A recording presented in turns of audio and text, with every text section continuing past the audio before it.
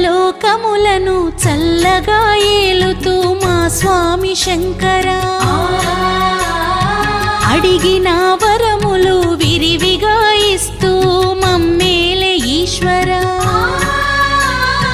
దీనులందరికీ దిక్కు నీవంటూ